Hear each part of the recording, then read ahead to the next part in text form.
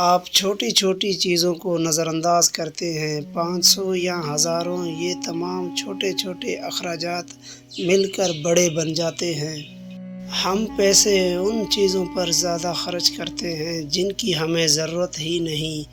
اپنے مستقبل کی خاطر اپنے اخراجات کی قربانی دینے سے بہت سے لوگ ڈرتے ہیں۔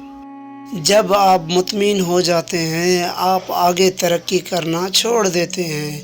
نوکری مل جانے کے بعد انسان پرسکون ہو جاتا ہے کیونکہ وہ مطمئن ہو جاتا ہے۔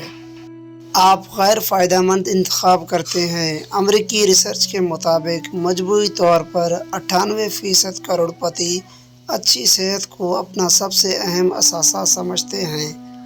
صحت کے بغیر کوئی بھی دولت آپ کے معیار زندگی کو بہتر نہیں بنا سکتی۔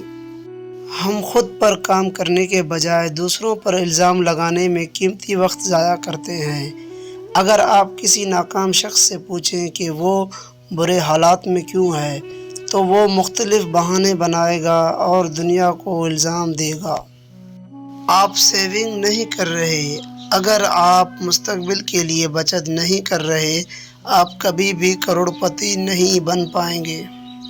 تنخواہ اچھی چیز ہے، لیکن امیر ہونا اور امیر رہنا تب بہت آسان ہو جاتا ہے جب آپ کے پاس کمانے کے بہت ذرائع ہوں جن سے آپ مسلسل کماتے رہیں۔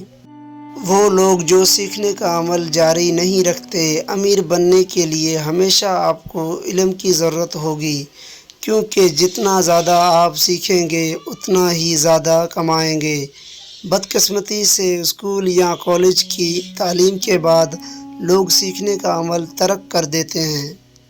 آپ لوگوں کے سامنے ناکامی سے ڈرتے ہیں۔ اگر آپ ناکام ہونے کو تیار نہیں ہیں تو آپ کے امیر ہونے کے امکانات بہت کم ہیں۔